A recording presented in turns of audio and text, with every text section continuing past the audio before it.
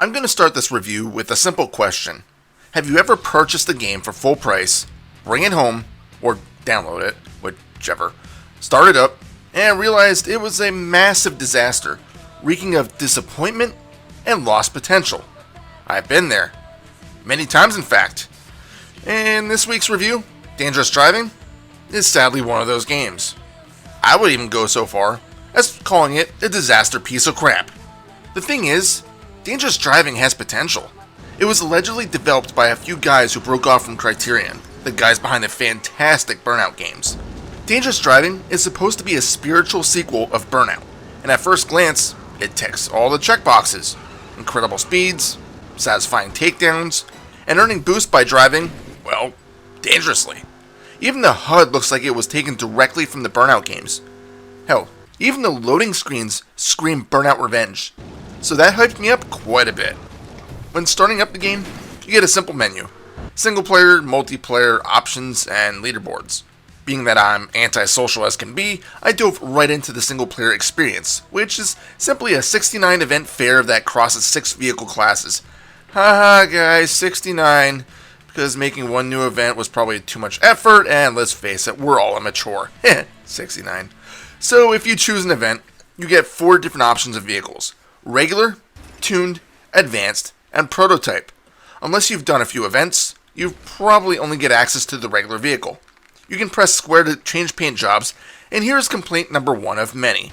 You simply cycle through them, and none of them are particularly interesting.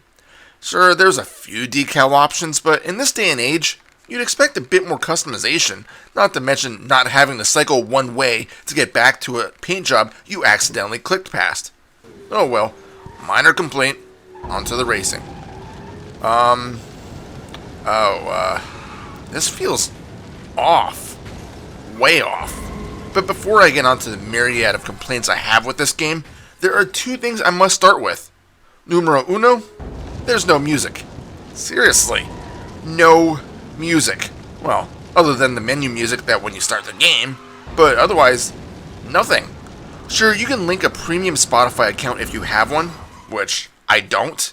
So to make this review a bit less quiet, there we go. Seriously though, what arcade racer doesn't have in-race music? Epic fail 3 Fields Entertainment. Secondly, the graphics are phenomenal. The game uses the Unreal Engine and it shows. Honestly, the graphics are probably the game's strongest point, which is to say, sadly, the only strong point.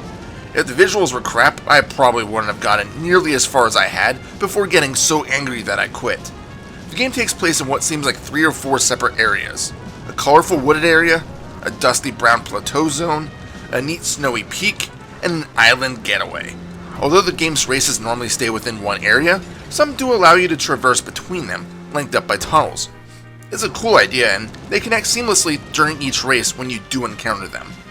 Okay, now that I've said the good stuff about the game, it's on to the rest. You guys remember my Sonic 06 review? I had a lot of things to say about the negatives about the game. And, there was a lot. I had about 3 pages worth of notes that I had taken while playing it. For Dangerous Driving, I reached 2 full pages. So that should give you an idea that this game isn't exactly Game of the Year material. You might want to sit down and get comfortable if you aren't already. And if you're not sitting, why not? Do you normally watch videos standing up? So let's get the mechanics of the game out of the way first. It's a racing game, obviously. The goal is normally just to reach the finish line in 1st, 2nd, or 3rd place.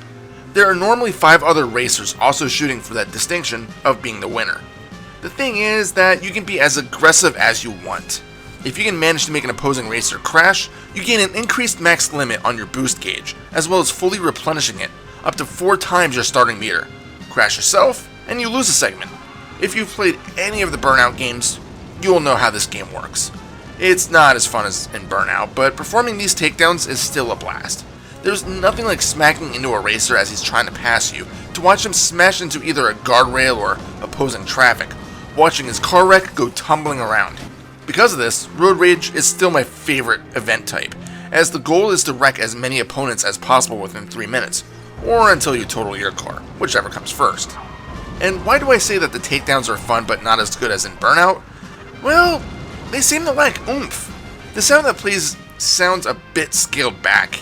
The wreckage looks cool, but there's no signature takedowns like in Burnout Revenge, such as smashing your opponent into a specific pillar or tree or something. Maybe that's because the roads are primarily all open, with no requirements of steering your vehicle in between poles, upstairs, or stuff like that. There's not even any real shortcuts. It's just roadway with a few rare splits here and there that give you just a small choice on where you want to drive. Even then, you need to be careful not to go off-road and possibly smack a sign that would cause you to crash yourself. Also, when wrecking, you can choose to give your vehicle a bit of aftertouch, which is attempting to control your vehicle for a few seconds to get it to smack into someone else coming up on your tail. If you can do this, you'll instantly regain your lost nitro meter, although it doesn't seem to do much more. The guy that crashed into you seems to recover instantly, and you'll still be behind him. Oh well, the boost helps. Or does it? See, there's this thing where if you're in first place, the other racers are always behind you. No, I know they're gonna be behind you if you're in first, but that's not what I meant. No matter how fast you're going, no matter how good you're driving, and how well you are avoiding crashes, those racers are always right behind you. Not a few miles back, not at the starting line, right behind you. The moment you make a mistake, or even possibly slow down, all 5 racers are going to zoom right by you. It's almost always first place or last place. But if you're doing poorly, then damn it, those guys are going to be miles ahead, and you'll have to struggle to catch up. The other odd thing is that the racers will normally stick behind you as long as you are going top speed, whether that is by using boost or just keeping the gas pedal down to the floor. I mean, let's face it, using boost is more fun, as the game does give off a great sense of speed, but it's definitely safer just to drive around a bit slower to avoid crashing. But again, that's not fun. Either way, a lot of times you can look behind you and see that everyone else is just waiting for you to mess up. It's actually kind of funny, really. And crashing will happen. That's because the game's controls feel kind of twitchy. When getting airtime, the car awkwardly shifts left or right. Most corners are 90 or 180 degree spins, forcing you to drift around them if you want to take them properly. Although by doing so, it's very easy to accidentally smash into traffic that you would have had no idea was there. I'm the kind of racing guy that often uses guardrails to guide myself through turns, but here it's almost required. And the opponents drive around even more twitchily. And yes, I know I just made that word up. When watching them, they'll navigate the road like they all drank a few bottles of Jack and then chased it up with 10 Jaeger bombs. This clip right here can easily sum up the game's AI. Yeah.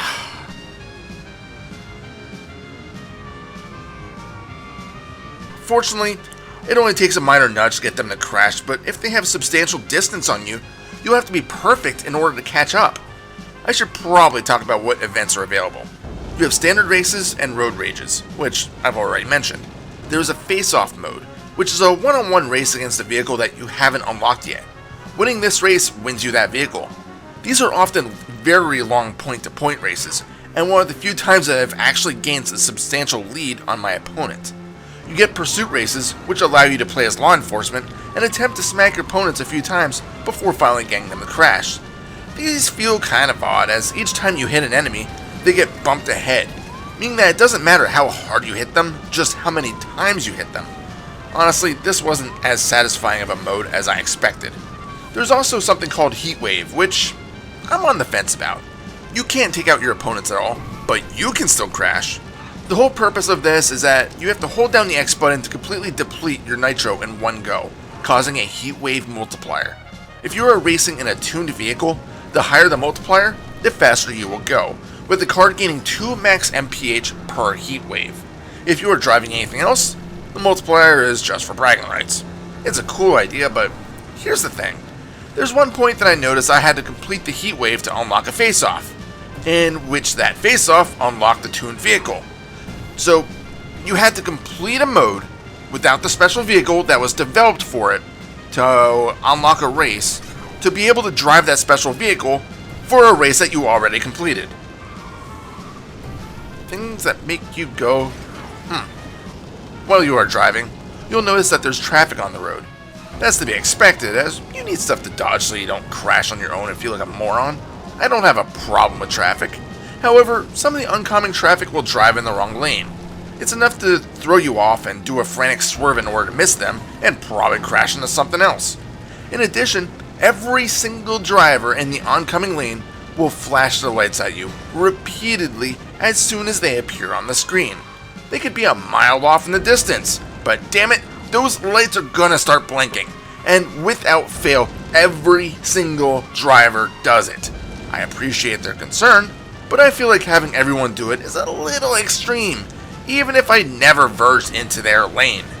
In addition to this, yes, traffic will get struck.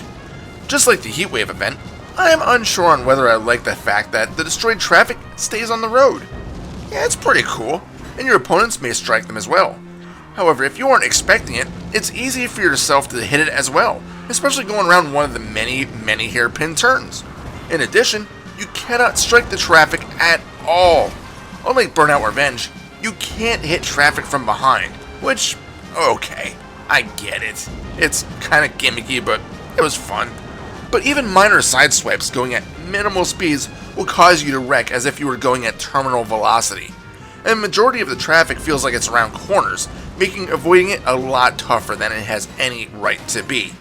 To link in with this, crashing yourself is frustrating on its own. There's a noticeable pause in between when you crash and when you pop back up on the road, with a black screen showing the transition, during which I can only assume it's loading. But how would you feel if you crash, load back in, and immediately crash again because the game put you right in front of another flaming frame?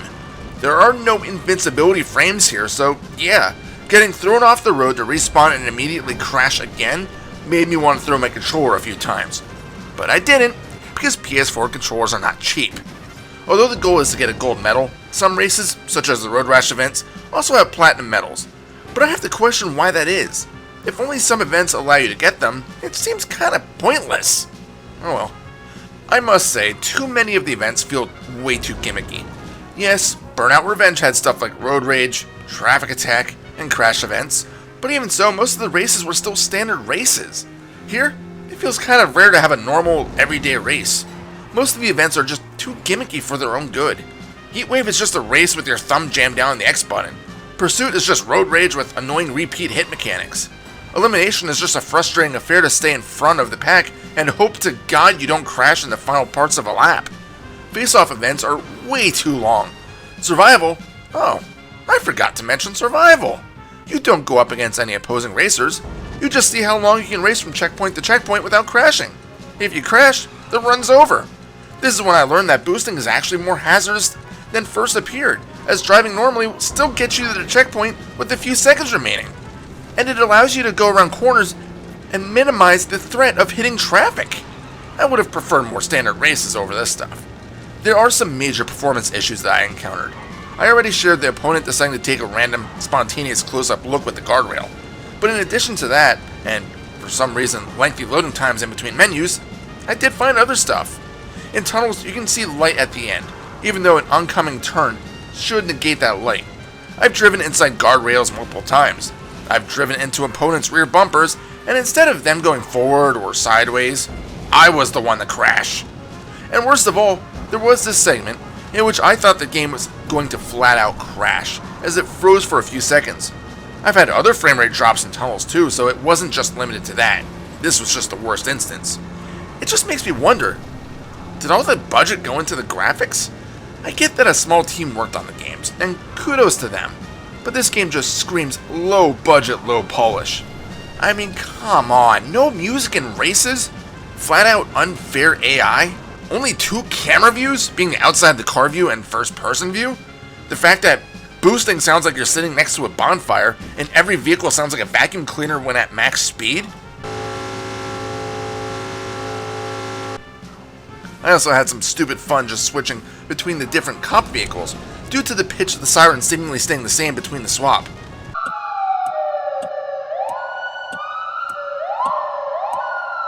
Is it sad that I had more fun with this at this point in the game? One more thing that annoyed me. There is no tutorial. I'm normally fine with this, and let's face it, it's a racing game. How hard can it be to learn? Do we really need a tutorial? Well, some things of the game aren't explained well, if at all. If you want to learn about the different vehicle varieties, you can read the slow text crawl on the bottom of the screen on the vehicle selection to learn that the tuned vehicle is best for heat waves, the advanced has a bit more weight to throw around, and the prototype goes faster. That's it. Also, a loading screen tells you that boost start is essential for face-offs. Well, that's a lie, as I've won every face-off without it, and I still to this day have no effing clue on how to perform it.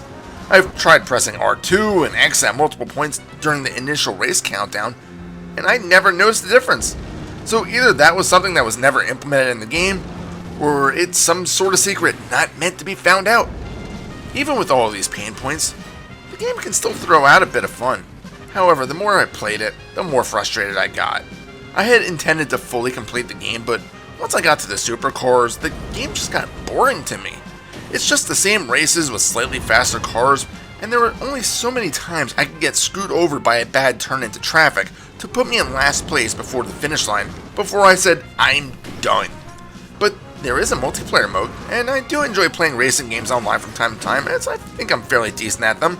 So for once, I booted it up, and found that no one plays it online. Well, really, it's not surprising. And amazingly, no trophies for the game require an online presence, so if you're a trophy hunter like myself, that's a huge bonus. Oddly enough, and kind of annoyingly enough, after each race you're shown the online leaderboard for the race you just completed. I wish you could just disable this, as leaderboards never were an appeal to me. I don't care where I stack with the world, I just want to race and win. Dangerous Driving is just a huge, sad disappointment of a game. Yes, it did have big shoes to fill in my opinion, as Burnout Revenge is one of my all-time favorite racing games. And yes, I know Burnout Paradise exists, but I don't think it's as good. Neither is Burnout Dominator, although, to be fair, I barely touched that game, although I've owned it for years. Anywho, Dangerous Driving visually looks the part, but the cracks start to show quickly, and its faults are apparent within an hour of playing. That's not to say I didn't have at least a bit of fun. I did! Taking down opponents is still enjoyable. The graphics, again, are amazing. But that's really where my praise ends. Honestly, if it wasn't for me determined to review the game, I would have requested a refund quickly. Oddly enough, the developers, Three Fields Entertainment, have a loading screen up that say that Dangerous Driving 2 is in the works, but their website has nothing to say about that. But they do boast a game called Recreation, which I've heard about this before and was actually pretty excited for. But now that I know that the developers are behind this atrocity, well, I'm a bit leery. Will I purchase it?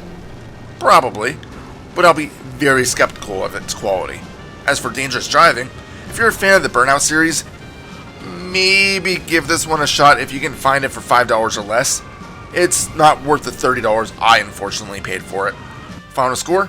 3 out of 7. This is Reaper. Happy fragging.